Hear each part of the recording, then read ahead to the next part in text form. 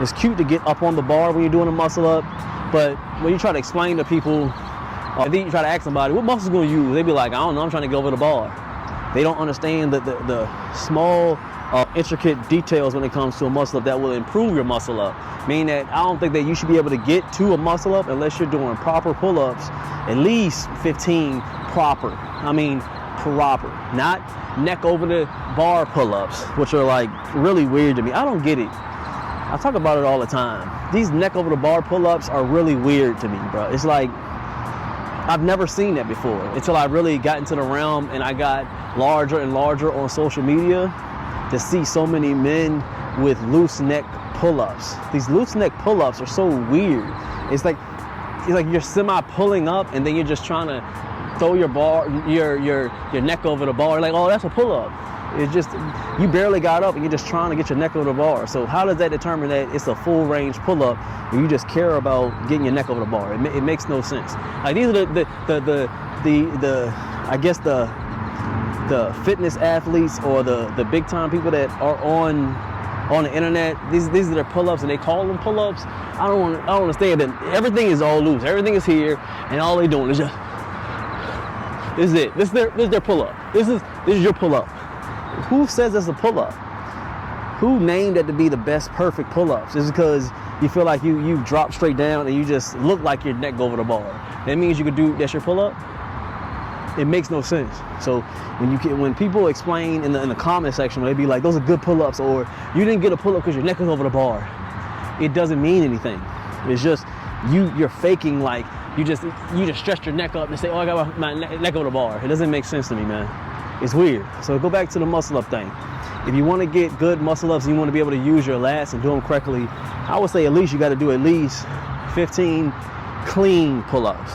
This is a clean pull-up. So when it comes to a pull-up, well, this is my standard. This is Calisthenics Workout Complex standards. If you want to do other people's standards, go do your thing. Don't cry in my comments because you don't like my pull-ups. This is my standard. If you don't like my standard of pull-ups, go to another athlete. I don't want to see y'all crying in the comment section. These are proper. I know my pull-ups are proper because you can see my lats from the front because I'm pulling with my lats.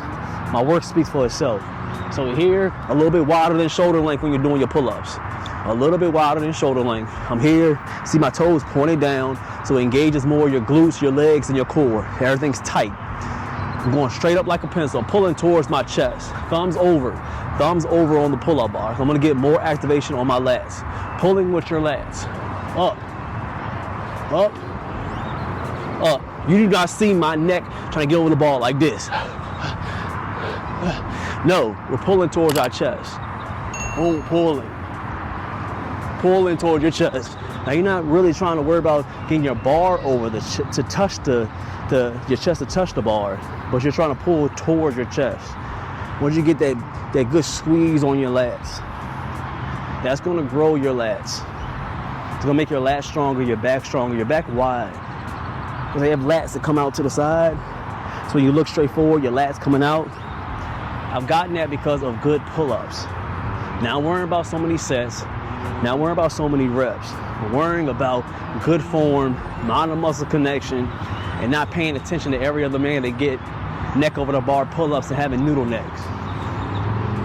I've been speaking about this for about 5-6 years now. I don't know why y'all not hearing. You gotta pay attention. That makes sense, hit that salute. All right, if you hating, still hit that salute. We 14 minutes in. Let's go ahead and get these muscle ups. Hold on, let me make sure everybody good over here. Salute to everybody coming through, man. We working. All right, so let's go ahead. Let's get these muscle ups. So 2 muscle ups and we'll get down to the burpees. Pulling with your lats on the muscle up. Pulling with your lats. So here, up, pushing. Up. See, there's no swing at the bottom. No swing. So I want you here, pull and push at the same time. But you got to, especially up top, you got to push. That's why a lot of straight bar pull-ups or pushes, that'll work well. Make sense? After that, down to the burpee. What we're going to do is no jump with the burpee. We're not cheerleaders, okay? We don't jump up in the air when we're doing the burpees. I'm not a cheerleader, okay? Boom, down, Navy SEAL. Up. Let's get one more. Up and up. Pushing straight forward. Squeeze. Roll again. Back up. Stomach. Touch the toes. Pushing. Squeeze that core. Same way. Big core. That's the whole point of keeping that core tight. Core tight. Small waist. Small waist. Wider V shape. Wider V shape. You that guy. Ain't that right? She said, yeah. That's how I do it. You feel me? Wait about a minute and a half. Then go roll again. We're gonna get that verse of that day. Do you want to say it over the mic or what you want to do? Oh, you can come over here and say it. You ain't got to be in camera. You can be right here so I can hear you. We'll get that verse of the day. We do the Bible verse of the day every single live stream when we're outside. Go care. People are here. You come right here. They ain't in the film. You good? Can you hear me? Right there. I'm saying, can you hear me? No, you can't see you. Hey. Right here? Come to the pole. Oh, right here. Yes, I can hear you. Yeah. You ain't in it. It's cut off from right here. All right, cool. You good. All right, so we got the verse of the day. We got every single time we work out outside, we got to get that Bible verse of the day. Not to be a preacher, not to be a pastor or whatever, but I just like my verses of the day. I read the Bible every day. That's when I'm on my way to work to get my mind together. But I'm working out outside. I can think about it. I can think about the verse, how it applies to my life. And of course, y'all can give me y'all opinion on what y'all think about the Bible verse of the day as well. I like that. So what we got for today? Proverbs 23:24. Okay. The father of godly children has cause for joy. What a pleasure to have children who are wise. I like that. So that could be many things. Okay, God wants us to have joy. That's what I kind of can learn from it. He wants us to have joy, whether it's a bad day, good day, something horrible happened, where it's real good. So I understand. I can kind of see maybe that's what he's talking about on there. That's why I interpret it. And then the last part of it is what? What a pleasure to have children who are wise. And what a pleasure to have children that are wise. Wise can mean a lot of things, though. Wise can be book smart. Wise can be living a long time and knowing good and bad of things. Wise can mean a lot of things. People think wise could be only like an older person can have wisdom sometimes. So wise can mean a lot, right? Yeah. It said a father of godly children has cause for joy.